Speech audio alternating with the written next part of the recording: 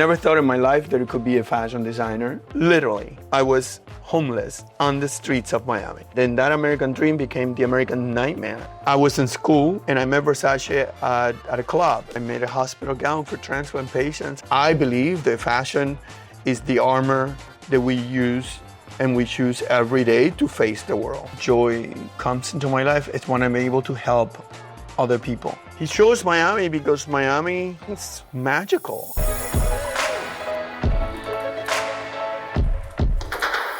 Hi, today I'm meeting Rene Ruiz, one of the most well-known fashion designers in Florida. He creates stunning gowns, evening wear, menswear for celebrities, socialites, and stylish people from all over the world. We're starting this interview in his studio in Aventura, where all magic happens.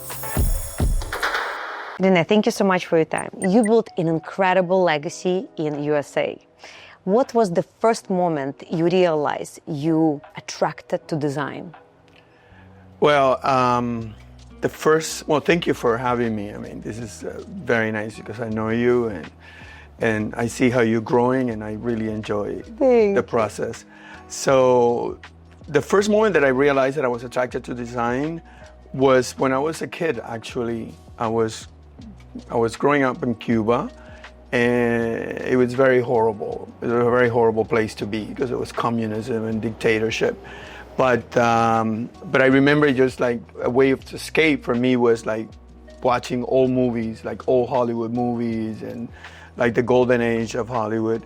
And one of the movies that inspired me about fashion was a movie with Greta Garbo, Camille. And the clothes were designed beautifully by an American fashion designer, a costume designer named Adrian. Mm-hmm. So I went back to see the movie many times, and after that, I memorized and I used to sketch and draw and all that, the dresses and the clothes and the way that everything, the character was presented. How old you been? I was 12, 12, 13. Never thought in my life that it could be a fashion designer. But, and then I went to study. I was studying architecture. I came to this country, luckily, and I was studying architecture and changed majors and went into fashion design and a great school at the time, International Fine Art College here in Miami, talking the 80s.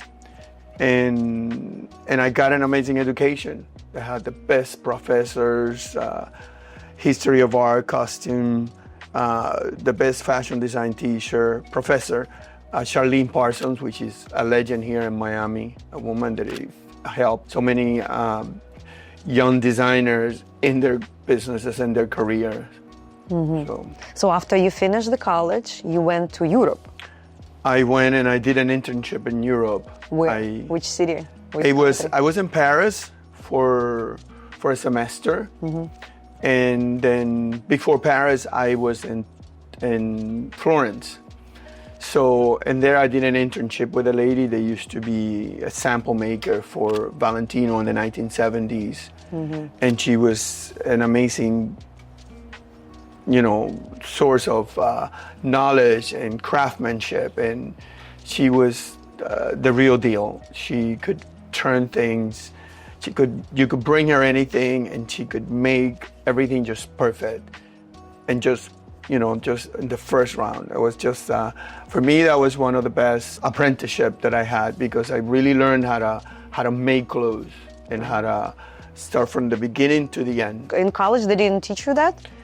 Well, in those days, it was much more hands-on. I really had good professors in school. I cannot say that I didn't. But for me to really learn was going to a place that there were actual things being made. And then you have to get them right because they were made to order clients, people that they knew the quality and they knew what they wanted. That was for me was the real way that I learned. And also I was very persistent. I used to go there whether it was raining and sunny, it's snowing, whatever, I was there. You see, that's a key to success, actually. Well, dedication and love with what you do. Yeah, I always had that passion. Now I look back and I just can't believe it that I gone through so much, but I but I really had it within my hands.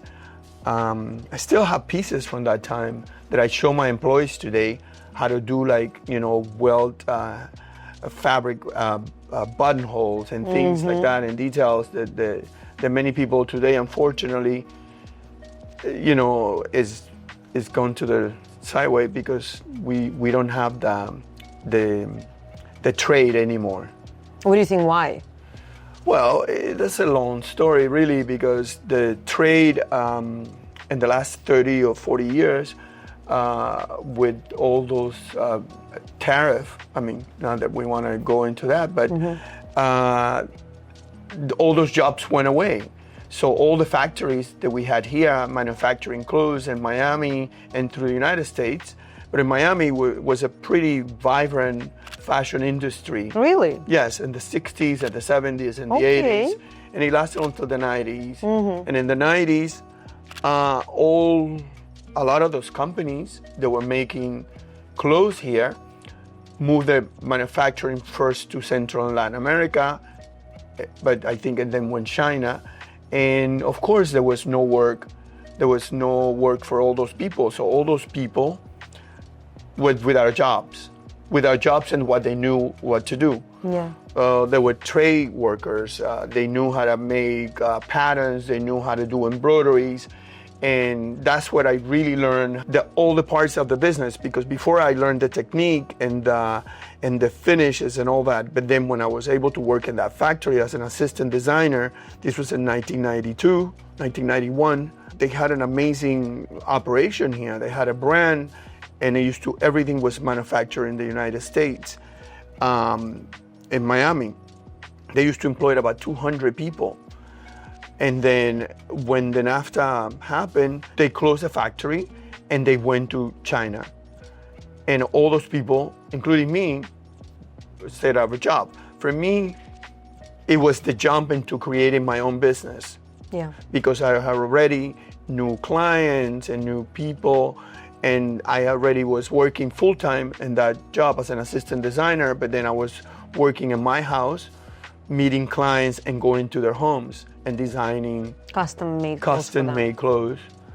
And it was an exciting time in Miami because all the big designers were coming. We had amazing stores like Romanoff and of course Neiman's and Saks. I had a relationship with those stores, so I was able to go and see all these amazing clothes from like the beginning of Azzedine Alaïa, the beginning of Thierry Mugler, Claude Montana, designers like that. It was really an exciting time. Mm-hmm.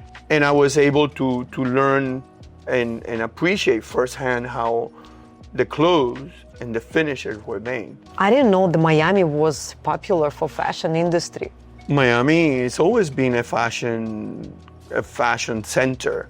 It was never like the capital that New York was, or Milan or Paris, but Miami is really claiming a place in the fashion industry today, especially because we have a great history, especially during the 80s with Miami Vice. It was great. I remember when I was in... How old you been that time?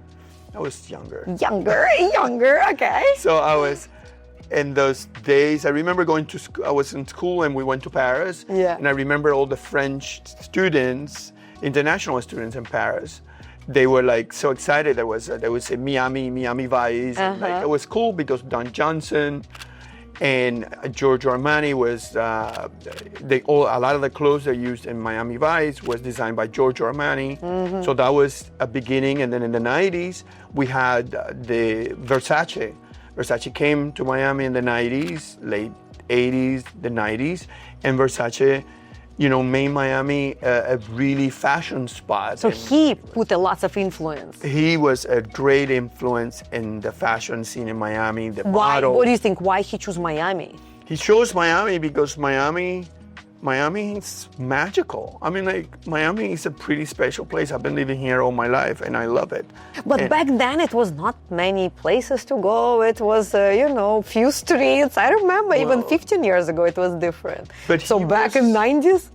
Back in the 90s, he was, he had the vision, and he fell in love with Miami, and the model scene was beautiful people. It was like the wild, wild west. in South Beach, and he just, he was a very talented man with a great vision. And you met him? And that I met Versace once, a couple of times in Miami during the 90s. For you, it was inspiration, his design, his work? It was kind of like a fun story because I was in school and I met Versace at a club that was called Torpedo in those days. And it was a club that had a happy hour, and I remember just stopping there in the late afternoon, and I met Versace. And in those days, we didn't have internet, so a lot of people had no idea who Versace was. Yeah. But in those days, they had a fashion TV show that everyone that was in the fashion industry or wanted to be in the fashion industry was watching. It was called Style with Elsa Clench on CNN, and that was like the fashion only way to like see the fashion collections as they were happening.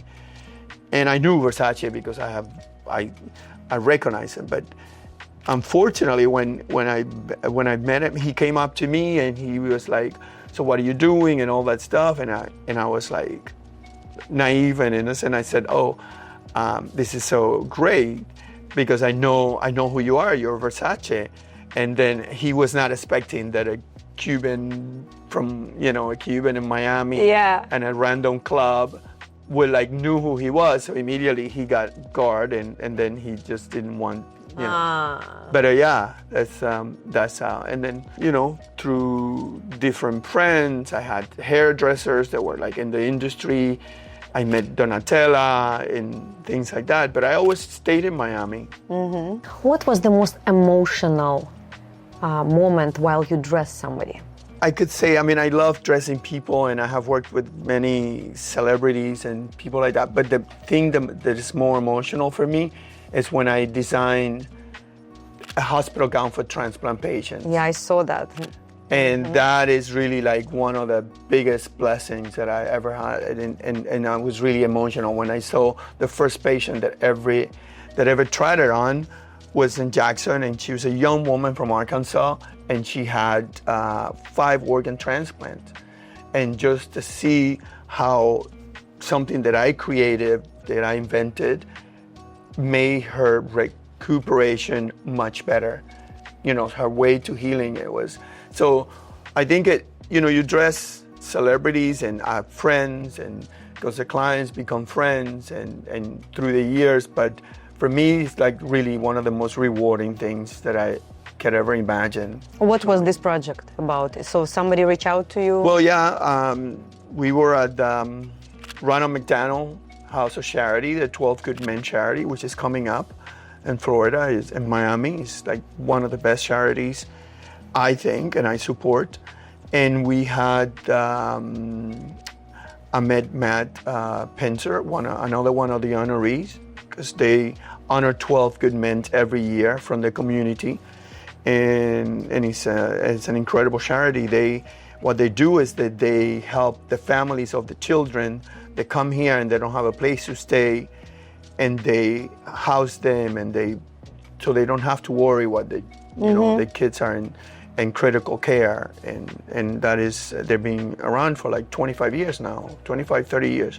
Who is the founder?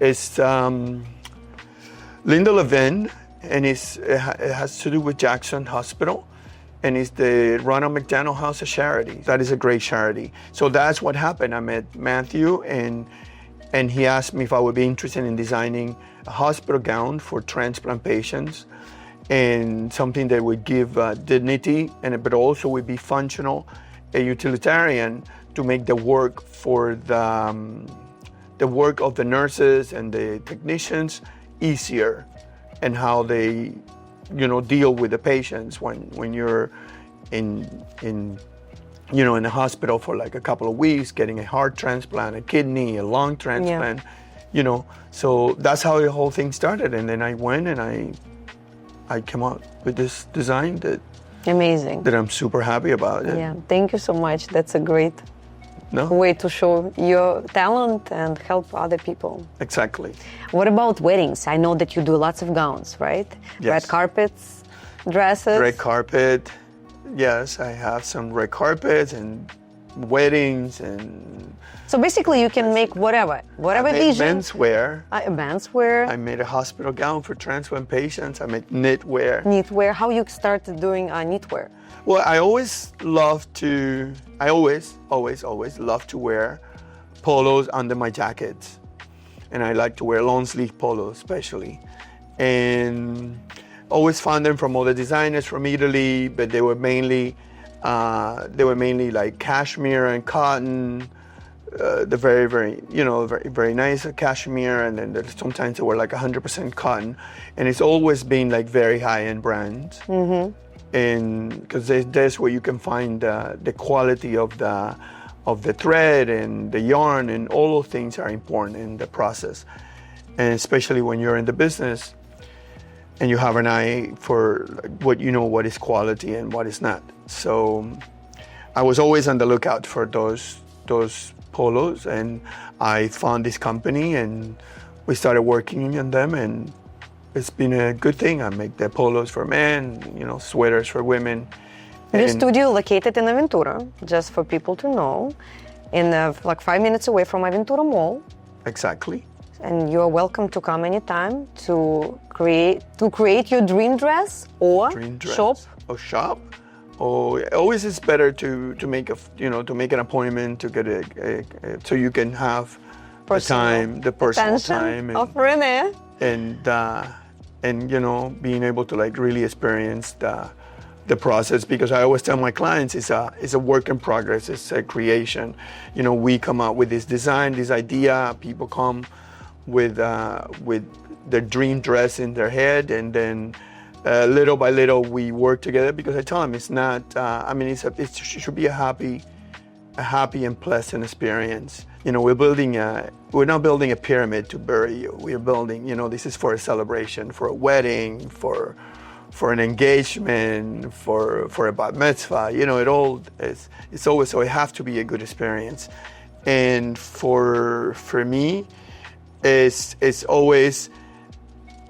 It's the creative part is what really fascinates me still today, because a bride, like I told you, a bride comes in with an idea, but little by little, when you come for the first fitting, the second fittings, we shape and we work together and we create that final product. Also, I know you create fabrics also. Yes, I've always been. At the very beginning, because I wanted to be more original and have fabrics that no one will have in the industry. So little by little, I started creating my own fabrics, just even different materials and different ways of doing the embroideries. And that's how, even different ways of printing it. I used to print the fabrics in Como, and that is another way of like setting yourself apart. Interesting, because it takes a lot of time first to come up with the idea of the design for fabric, make the fabric, then come up with the ideas for design the dress. Design the dress. How many collections you have per year, or you don't follow the fashion? Well, I usually try to do. I show Miami Fashion Week, which is, I don't know if you know, is like the second most important fashion week in America. Mm-hmm. And it's a great organization, and they're really doing a great job putting Miami fashion in the world stage. And I do a resort collection and a holiday collection. So when it's Miami Fashion Week, I try to like combine the two of them, because as you know, the industry have evolved and changed. And for small designers, although I've been around for 30 years, basically, I'm restarting a brand, which, as you know, my name is Rene Ruiz, but my new brand, which is not so new, it's about 7 years old, is Rene by R, because for personal and professional problems with business people, I have to reinvent myself and start this whole new Rene by R brand. So what happened? I know it's very difficult to rebuild a fashion brand, especially when you're already well known, you're selling your stuff in department stores. What happened? Well, it's kind of like it's a crazy story. You never even think it could happen to you. I never thought that it would happen to me, especially because this is a person that I knew for 12, 13 years, that I gave him a job, came to work, and also had a personal relationship. And then we personally went our different ways, but I never thought that the business would be at stake because it was always my business. Absolutely. I signed papers that I shouldn't have signed. I trusted the wrong people. For some reason, God put this on my way, and I guess it was a lesson. And I was very proud of my name and my business. Of course. Because I started really with $250. I started my business out of my apartment in very early 1990s, actually, 1990. And this could be a lesson to young designers and people that are starting their business, even married couples. I signed a few different papers that I shouldn't have signed, and then suddenly I saw myself homeless from being at the top of what I thought my career was going. I had a showroom in New York, selling in Saks and Neiman's, all over the country, doing shows in Paris, and suddenly I saw myself living on the streets. And it was shocking to me, and I guess you're the first person that I'm telling the story to. How did you recover? And at those moments, who was next to you to help you? That's when you're losing everything what you have because of somebody. It's horrible.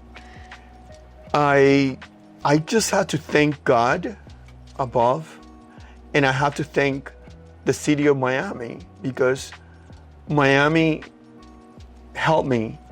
The friends that I created in Miami, and I know a lot of people think that Miami is a very frivolous place, and people don't, but I must say that I have amazing friends that came to my rescue just by basically just like a godsend. I was in shock to find myself from living in a 4,000 square foot apartment in Coral Gables, traveling, Saks, Neiman's, Houston, New York.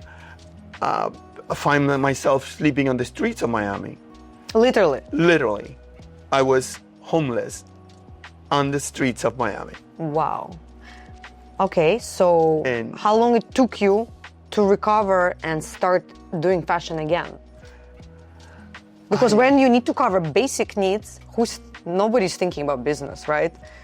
First, you need to find place to live. It was like, I look back and I just can't believe how lucky I've been, considering that I had the American dream, and then that American dream became the American nightmare. Yeah. And I found myself living on the streets, not finding a place to sleep. I did not even have a car. I lost my car. So he took everything? Yes, they did. Wow. They did, yeah. They took everything. They left me my health insurance, everything that I had created with my name, including my name, is gone. Yeah. Like I cannot use my name, Rene Ruiz. I have to use Rene by R. Horrible. But Rene Ruiz is my God-given name. Yeah. That was my father's name, my grandfather's name, and it's my name. Yeah. Pablo Rene Ruiz. It's just, and I was very thankful that I have amazing friends, and I think God's providence that really helped me. I'd never even stopped. I continued to do Miami Fashion Week with the help of amazing friends. I found a person that have worked for me, and he had a little place out of a garage, and I continued to work there, and clients came little by little. I started basically from nothing, and a friend of mine, that she's the mother of my godchild, let me use her car. She lives in Palm Beach, so I had to go get a car at Palm Beach and drive him when she was away, and Then I started with, I had to file for bankruptcy. Yeah. All of that was going on at that time, but I never really stopped. I continued. That's an incredible story, right? When you came here with no money, you built empire, you lost empire because of some people, and you recreated success. That's amazing. It's only a in great America. example. You think in Europe it would be different? I don't know, but I know it wouldn't happen in Cuba. No, in Cuba people help each other. No? That's what I heard. I heard different. Yeah? Yes. I heard different in Cuba. Like, I've seen people there, and it's like for the Cubans around themselves, it's like a snake pit. Oh. But to the tourists, the people that bring dollars and things like that, they're nice. You don't go back to Cuba? No, You don't have any family there? no. Got it. But you're proud to be Cuban? I am proud where I come from. Yes, of Yeah, course. it's your country and It's my roots, and I know that everything that I do, it has our origins in there. I definitely think so. But I consider myself a Miamian because I'm here since I'm 16 years old. Yeah. And I developed here. Everything I have to. I'm very grateful to this city. Even today, after what I went through, Yeah. and when I come back, and like now I have a place. I'm creating jobs again, employing people, teaching them the trade of and the workmanship of couture and clothing making. It's pretty amazing. I'm very blessed and thankful. I'm so happy that you have a good friends. I think this situation show you who is real, who is not around you. Exactly. Sometimes we have this beautiful life and nothing happens and we think that we're surrounded by amazing people. But in reality, unless something happens, you don't know who is real, who is not. Yeah, it's a real fashion victim story. Yeah. Many things happen like this with other people? It's always some drama? It happens a lot fashion? in the industry, which I didn't know. I never thought it would happen to me. Yeah. I have people coming around and telling me, like, you have to be careful and all that, but I didn't think that would be. You never think that that's going to happen to you. When I go to colleges and speak in colleges, like in Marangoni or Miami-Dade College. You are teaching students? No, not teaching, but I go as a guest and I. Like a speaker? Yeah, exactly. And I'm also an advisory board. I'm the Miami Fashion Institute. Oh, Miami-Dade College. interesting. I didn't know. That's cool. So what do you do there? Well, they're in the advisory board. We sit there and we plan for the students. We plan for how they can make the program, the Fashion Institute. That's exciting. Well, of course, yeah. So that's why it's another way of giving back. Yeah. And what do you think? How is Miami industries growing? More and more designers coming here? Not only more designers, I think now even more manufacturing is going to start happening, and people we're gonna need that influx of hands and people that can actually work and making clothes. You see, we're going back to the history. At some period of time, it was a lot of people who was making everything by hand. Exactly. Then they took away the jobs. Now again, people appreciate handmade pieces. People will pay more if it's made here, right? Not in China. I believe so. I believe that people are going to make more, and the jobs are going to stay here. We got addicted to 1099 blouses and Ross and and but it's Amazon bad and things quality, like that. Yeah. But we paid with jobs, and now hopefully the jobs are going to come back, and we're going to have more people in the industry, in this trade industry that also employs and supports a lot of families. Do you think someone can really look expensive without spending a lot of money? Of course. Yeah, you have to. I think it's a comparison. Quality doesn't always equate with dollar amount. You can find quality in different things, not like necessarily just because you buy a brand name means that it's Good quality. good quality. That is in the eye of the person, and that is in the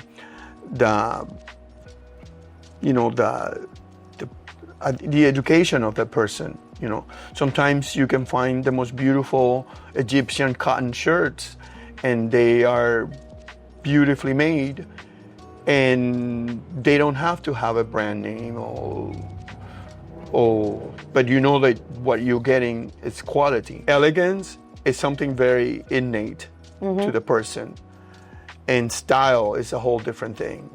You know, there's a lot of people that they have style because they can put things together in a way, and the way they wear their clothes, and the clothes don't wear them, but that is all, you know, part of the process. It's true, you know, we always enjoy, you know, putting ourselves together in a way that is different, and it makes us happy. I mean, you know, it's like what a designer said, that fashion is the first language, because that's how people see you before you even say one word, you know, and that is always how we present ourselves. You know, I believe that fashion is the armor that we use and we choose every day to face the world. You know, and to face whatever is going to happen today.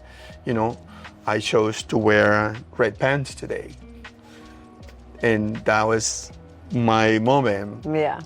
You know, usually wear khakis or, you know, blue chino pants when I'm working around, but today I knew that I was going to meet you, and I said I want to wear something that is not the everyday. What do you think? Majority of people who lives in Miami has style? They have taste? I think Miami is a stylish city, but it's like whatever you find them groups, you know. Your client and your group, you know, your group of people will find you and you will find them. It's like bird of a feather flock together. You know, we'll see people on social media today, on Instagram, they have 9 million followers. Like, for example, somebody like Cardi B has 22 million followers or something like that.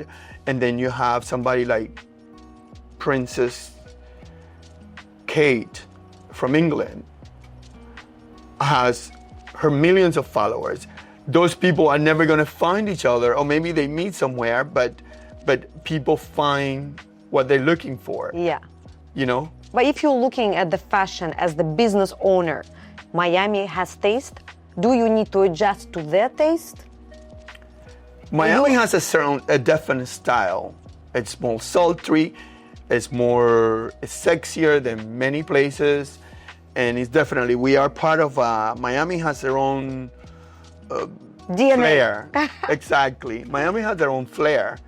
And it's funny that you mentioned that, because when I started showing my collections in New York to buyers and editors, they, at the very beginning, they would say, oh, you're just another Latin designer.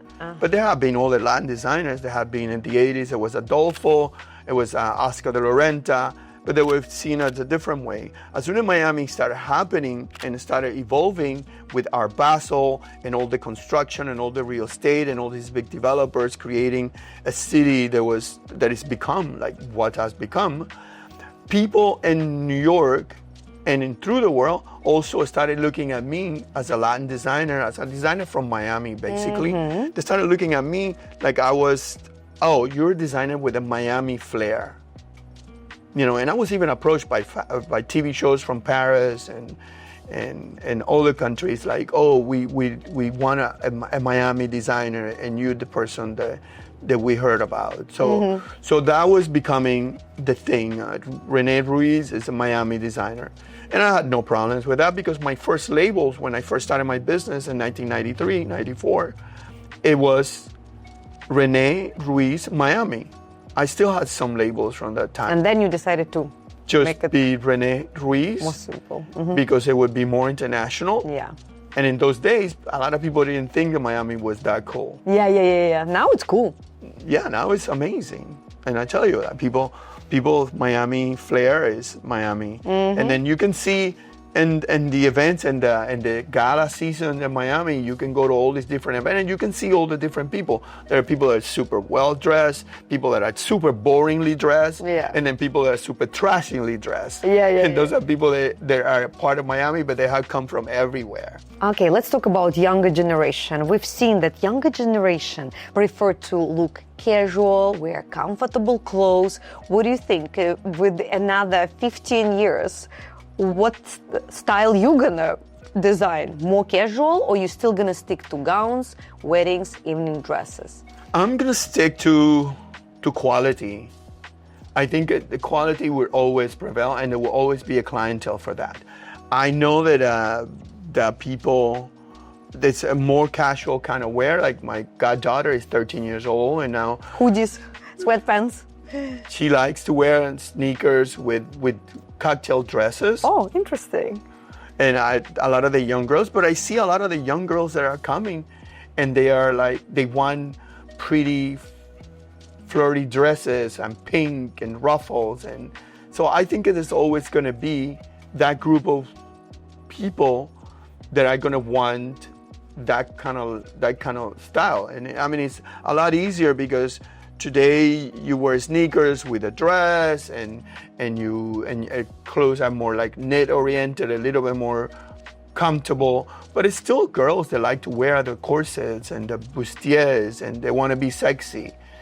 And guys that I have young clients that come and they get some custom made suits, and they're young and they're starting their business and their career, and they want to like dress up, and they want to, you know, guys that are in like the 30s and 40s, and they're like executive, and they want to look good, and they want to learn about good clothes and like what you wear in the summer, what you wear in the winter. There's still people that are always going to have that following, you know. There's people that are always going to want to live in Palm Beach and Coral Gables, and I think that would be the clientele. They would find me, and I would find them.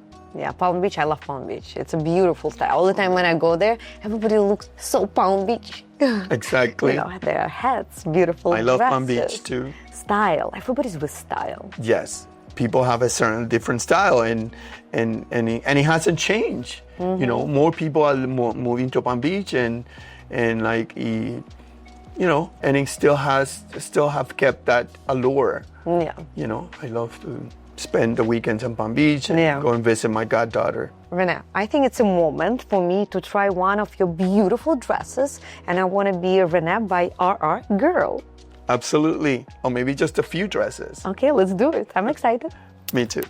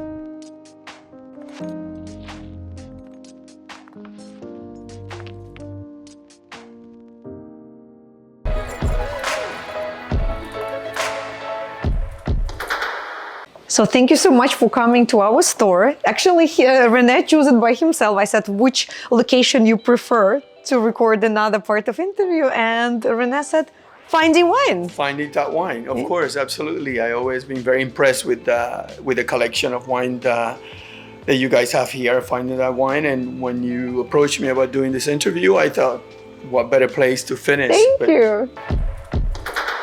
So, from outside, fashion profession looks very glamorous. But what people don't know, what difficulties you have, what we don't see behind the scene? Well, there's so many things because everybody sees the outside, the end result of fashion, and we love it. Everybody loves. We love fashion since the beginning of time, but it's just how to get there. And I always believe that it's a human side to fashion. It's not all frivolous and and the money and everything ends up being fashion. But what people don't see is the people that make fashion happen. Not I'm talking about the designer, I'm talking about the craftsmen, about the seamstresses, the pattern makers, the people that cure the leather. Those are the people that, because that fashion product that you see at the end is being the work of so many different people.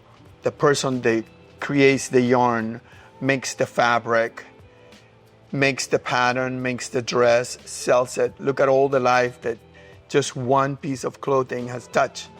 And it creates the life for all the other people, the families and everybody. So it's just not fashion for what we see. It's fashion for like everything that, it's a big industry. And it's an industry that has been around for a long, long time. Yeah. And it supports so many different people. Are you agree that Paris, France, is the capital of fashion? Absolutely. Still, Yes. till now? Still. Okay. Do you wear other designers? Of course. What is your favorite top 3? Top 3 designers, alive or dead? Doesn't matter. For menswear? For you. I guess for me, for myself. For you.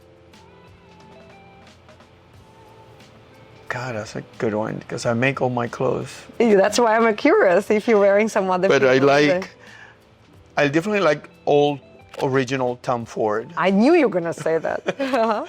Yes, I definitely like original Tom Ford, and designers that I always liked and admire also Gianfranco Ferré. He passed away a long time ago now, but he was a contemporary. And he was an amazing designer. Still wear things from him that I have for 20 and 30 years. Top 3, another third. Another third for me. It could be modern. Yes, let me see, I guess. Would you wear Zara? Zara? I just had a bad experience with Zara. What happened? I was supposed to go to an event for Miami Fashion Week, and I needed to wear a pair of navy blue pants that were all dirty. I ended up going to get a Zara pants because I thought they were being expensive. They were inexpensive, but the first time I wore them, the buttons came off. So I'm like, not like, I think I prefer the H&M clothing better. Yeah, the quality of Zara clothes, not good anymore. I don't know. It used to be good, like 7, 8 years ago. It used to be good, and they were the first one to make fast fashion, which is fine. It was good. Everybody loved it. But nevertheless, I think the quality has gone down. I mean, I should not put that in there, but... No, why not? I agree with you. But yeah, no. So I try not to. I think probably H&M.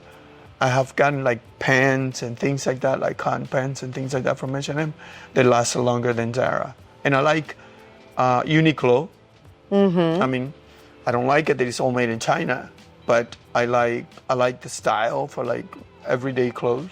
What do you think about the Asian design, like Japanese, Korean fashion? Korean fashion. Japanese designers. I like the Japanese designers from Comme des Garçons. I like Yoshi Yamamoto and Issey Miyake. You know, they were very revolutionary, like back in the 80s and the 90s. Today, I still like designers today that I like the way they present the collections. I would say Oscar de la Renta. I think that Fernando is very talented, and I like his way of looking at fashion. It's very feminine, and I think maybe because we're both Latin, you know, it identifies with me, although it's what I've done all my life, really. What's next for you? Any ideas, new projects you're working on? Well, now my next project, the project that I'm working on and that I want to get off is I want to get the hospital gown that I designed for transplant patients, and I'm very lucky that I got the patent from the government of the United States. So that is an important thing because not every designer gets to own a patent from the government. And I would like to get it as many patients and as many hospitals as possible because I think it's part of a dignity, and I think that's going to be a great project for me to continue to pursue, although continue to create beautiful gowns and the beautiful life that we happen to live here in Miami. You work with ultra-luxury clients. Money always equal good taste or not necessary? Money doesn't always equal good taste. Of course, we all know that. Even though we have ultra-wealthy clients, but that doesn't mean that money becomes good taste. You can learn if you open, if you have an affection for it, but I think I know a lot of wealthy people that they truly have they have a different sense of style. And they think they have a style. Oh my God, there's people that swear that they are it, that they know what it is. And they know, and they're working it, and they believe it. And that is confidence. Yeah, actually, yeah. You know, because they believe that that's what they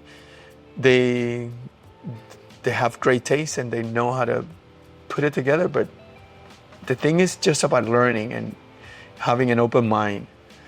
And of course we know that, you know, some beautiful leather companies that make beautiful leathers and things like that, but also they're equally unknown craftsmen. And like, for example, there's a company in London that make the most beautiful leather goods, and they're not famous like what the name? Big. I don't remember the name now, but I follow them in social media. And they have the most beautiful leather, like really old stuff. It's great. Do you like traveling? Yes, I do. What is your next country you would like to go to? My next country I'm planning of going this summer to Europe, of course. Mm-hmm. You go every year? I try to, yes. I go to every year. I always end up going to the same places. Me too. What is your same place? The same places, it would be France, London, France, England. And France, I like to go to Saint-Tropez, but I love Paris as well. And then I want to go to Italy and Greece this year. Mm-hmm. That's an amazing plan. Yes. I mean, I always end up going to the same places, but one place that I would like to go is Austria. Actually, I've never been. I want to go to Vienna. Yeah. Yes. Do you like to read? What do you do in your free time besides working out in the morning and being in your studio?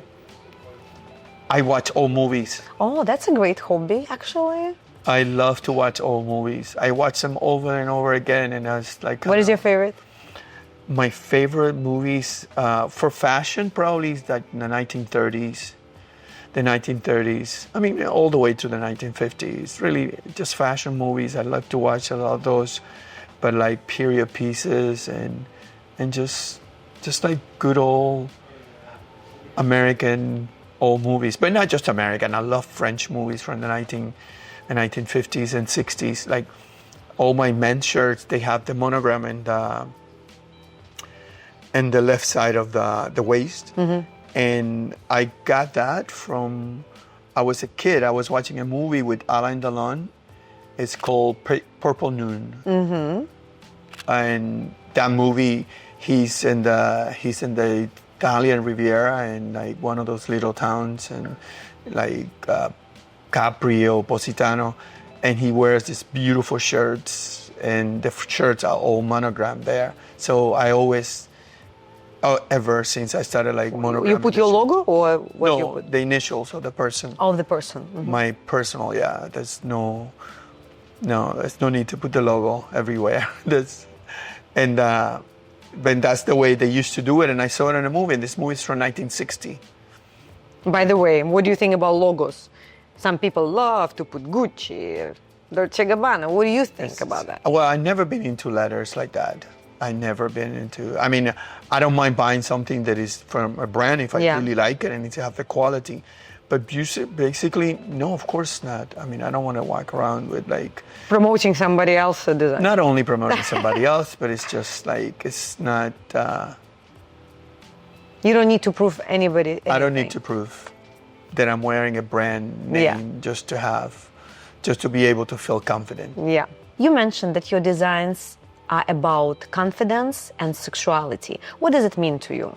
To be sexy and confident? It means exactly what it is. I think we are attracted to confident people. And that's something that we all work through our life, little by little. And then the sexuality comes when you're attracted to that person, and then it doesn't have to be a perfect beauty, but it just have to have that, for me at least, that touch of confidence, and that makes it sensual for me. Mm-hmm. You know, so. What about you in your regular life? You trying to be sexy when you're dressing yourself? Well, I would say that I like to be, I like to show my body. I want to stay in shape, and I think why not? You know, if you have it, if you got it, flaunt it. But I try to be elegant at the same time because it's just the way I like things. Good quality fabrics, good quality clothes. But yes, the fit is something that is very important to me. Do you work out? What type of sport do you do in your free time? In my free time? You don't have free time? I don't have free time. Really? You in studio 24/7? Well, I'm not at the store 24/7, but I do work long hours, but I do make time for myself, and I do try to exercise in the morning. Every morning, at least every morning, I do have an hour of cardio. Cardio. Mm-hmm. Yes. I mean, I do weights and all the stuff, but yes, but I do try to take that time for myself. Yeah, we can see. You're in a great shape. Thank Congratulations. you. What brings you joy in your personal life? Joy in my personal life is something that it comes in many ways. But one of the best ways that joy comes into my life is when I'm able to help other people. When I'm able to, you know, it just comes in like the easiest, simplest way. Like if you have family that come from Cuba, people that come from different places, that they need that first help when they get to this country. I think it brings me a lot of joy. When I can do something that is going to benefit another person, that is, I think being able to be generous with your time and with your knowledge, because you never know how you're going to be able to like pass that on and continue to build that karma. Do you believe in karma? Reincarnations? I don't know if I believe in. I'm Catholic, so I have a big faith in the Catholic. You go to church? I go to church. Oh, that's amazing. Yes, I go to church. I believe in God. I think there's so many things that are like an answer, but you can always find the answers if you have that faith, and it gets out here. Are you someone who believes in love? True love? Yes, I'm sure. I mean, it hasn't happened to me, but I'm sure. You never met your soulmate? No, never. And with time, it's more difficult for you to find somebody and believe to somebody? I think yes, sometimes. I think yes, probably now it would be even more difficult because after being in a long relationship for like over 10 years and being betrayed and being, it's something that definitely scars you and definitely something that you have to deal with. So now you're single? I'm single. I've been single for a long time. How long? Like 8 years. Yeah, but are you looking to find somebody or you're not even looking? Well, I could say that I'm not actually looking. I mean, I'm not in social media. I'm not in any of those applications or anything like that. Actually, it's a great way to meet people. Yeah, but it's not, I guess I don't have the attention span, the energy, because I'm consumed by work and I work constantly. And also I feel that you're very vulnerable when you put yourself in that situation. But it worked for a lot of people. I know the people that have met each other and they got married and online, but it's just not me. I guess, if it's going to happen, it's going to happen some way. Yeah, I agree. Do you believe in energy? I do. Yeah, do you meditate? I pray. It is meditation. Yes. It is. When you connect to your inner soul. Even if you do it for 20 minutes, if you just try to sometimes you wake up in the middle of the night and you don't know and you just talk to God and that, gets you back to sleep. Do you feel comfortable? Are you happy with yourself in the current moment? There's always room for improvement. I'm not going to say that I'm totally satisfied. I mean, you know how it is. Always room for improvement. But you're happy? I'm happy. That's the most important. I'm happy because it's just the the moment that we're living, and we have to like enjoy this moment and just be grateful. Yeah, I agree. I'm happy and grateful every day. Exactly. We have to try to be grateful. And I don't want to turn this into like a heavy thing, but yes, definitely trying to be grateful. And when things go and I think about the things that have happened in my life, but I also have to like go back and think about the good things that have happened and they're still happening now. Rene, your story, your art, truly inspiring. Thank you so much for your time. Thank you so much for sharing your story with us today. Well, thank you for having me. It's really been a pleasure. Mwah. Mwah. Follow Rene on his Instagram, which is? Rene Byrr, RENE BYRR. Thank Cheers. You. And of course, don't forget to follow Finding That Wine for exclusive wines and champagne in Miami.